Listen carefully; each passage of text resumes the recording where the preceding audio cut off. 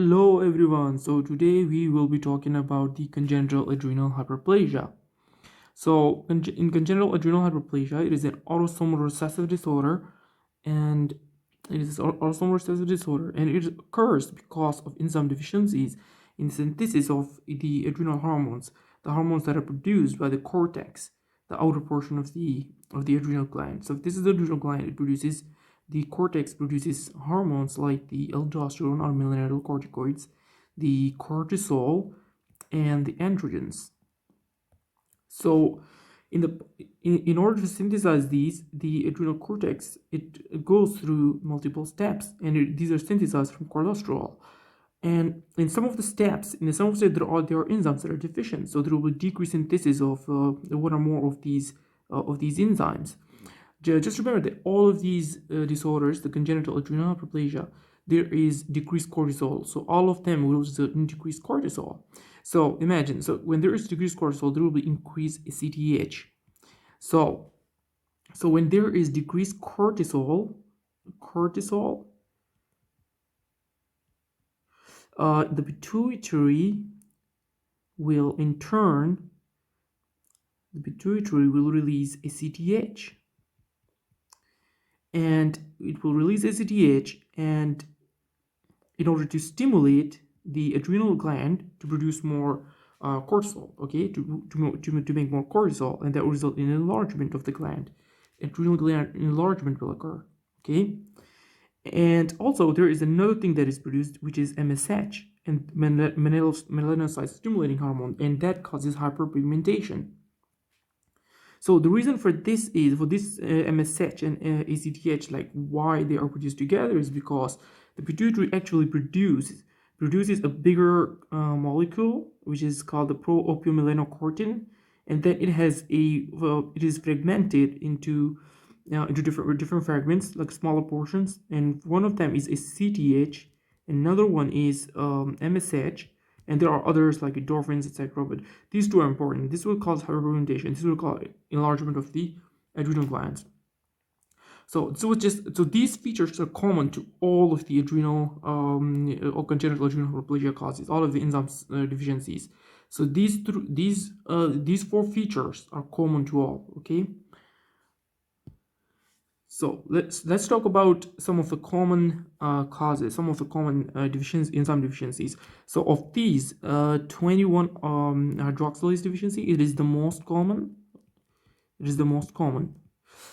And in order to understand this, I've made these simplified pathways just for the purpose of understanding. In reality, there are a lot of steps that are involved, but that makes the concept more complicated. So in a simplified way, I've just drawn these just for the purposes of a concept. So in 21 hydroxylase, there is this step and this step will be defective. Okay, so when these two steps don't occur, what will happen? All of these byproducts here, all of these products, they will be shunted towards synthesis of androgens. So androgen will increase. Okay, then and the aldosterone will decrease, obviously, and the cortisol will decrease. So we have in 21 hydroxylase, we have decreased cortisol, we have decreased aldosterone, and we have increased androgens. Okay, so the trick is when one or more of these enzymes are decreased, the others kind of increase in production, because all of these byproducts will be shunted towards that. Then we have the second one, and that is the 17 hydroxylase deficiency, and that occurs because of a defect here. So imagine like this hormone and this hormone. So these are not produced. Okay, these are decreased. So these are decreased. All of these products, all of the products here will be shunted towards synthesis of aldosterone. So aldosterone will increase. So now we know that in 21 hydroxylase, there is decreased cortisol, there is decreased aldosterone, and there is increased androgens. Okay, there is increased androgens. while in the other one, in the 17 hydroxylase, there will be increased aldosterone, and there will be decreased cortisol, and there will be decreased androgens. Okay, then there is a third one, and that is a little more complicated. So for this third one, we are going to know certain steps. Okay, so previously we talked about this pathway here, and this from this the pathway goes to the androgens and the cortisol, and this one is the pathway for the aldosterone. Okay, this pathway. So now there are two enzymes that we talked about. So there are two enzymes involved here. The first we talked about, which is the 21. So 21 acts here, and then we are talking right now about the 11 hydroxylase, which acts here. So 11 beta hydroxylase acts here.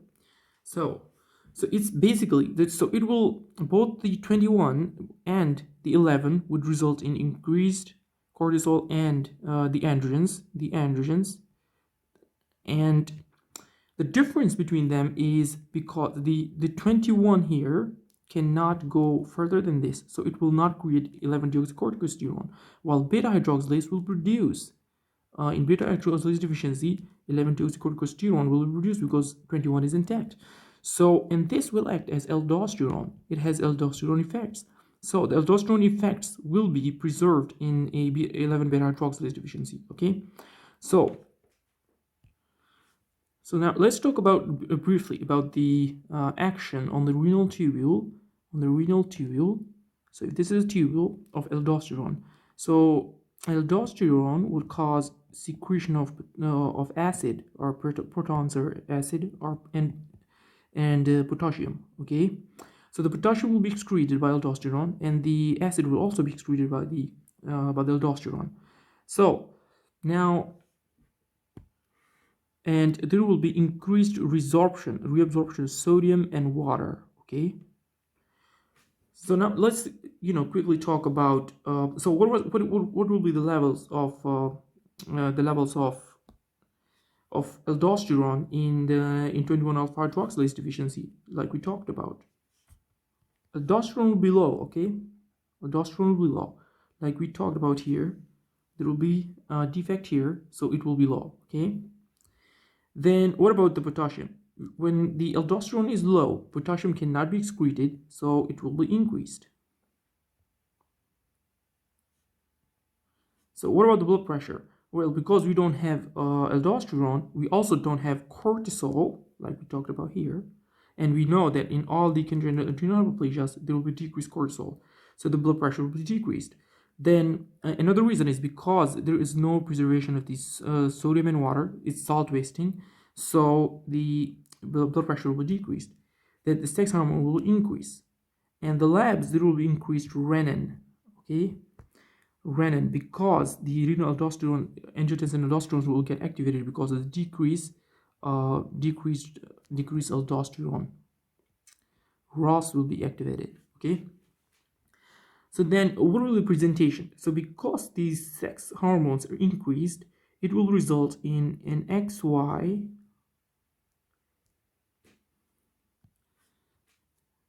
in XX. It will result in virilization.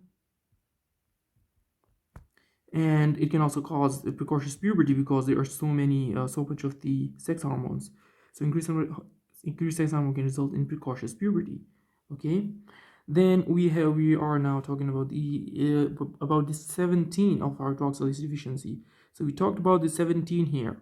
So the 17, the defect is here. So when the defect is here, there will be increased aldosterone. Okay, the aldosterone is increased. When the aldosterone is increased, there will be increased excretion of this potassium, so this will decrease, the potassium will decrease, there will be hypokalemia, and because the aldosterone is increased, there will be hypertension, and the cortisol level will be low, and the androgens will not be formed because we talked about here, the defect is here, so it can't go this way. Okay, it can't go this way, so this will decrease.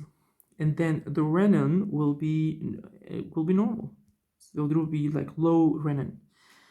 And then, so what will be the presentation of this? In XY, because there is no androgens, there will be ambiguous genitalia.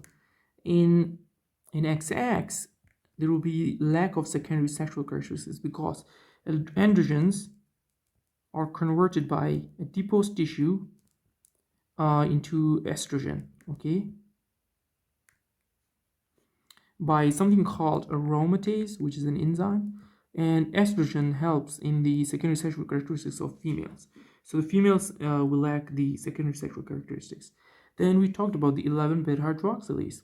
The aldosterone will be low, okay?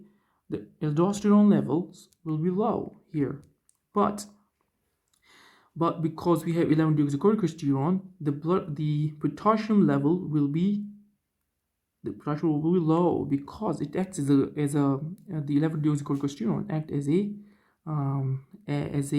aldosterone. It has the same function, so potassium will be excreted. Okay, blood pressure will be elevated, and cortisol will be low, and this will also be low. The sex hormone will actually increase. So it's basically similar to this. The pattern is similar but the potassium level will be low here in the beta, and the blood pressure will be high because the aldosterone function is performed by 11-deoxycholinesterone. So then the presentation would be similar here to this. So where there will be precocious puberty, and in XX there will be virilization because of the increased sex hormones. So the screening test for congenital adrenal hyperplasia is 17-hydroxyprogesterone because it is elevated in 21-alpha-hydroxylase, which is the most common congenital adrenal hyperplasia. So hope this was helpful, and if you like this lecture, please hit the thumb button, the like button, and subscribe to my channel. Thanks.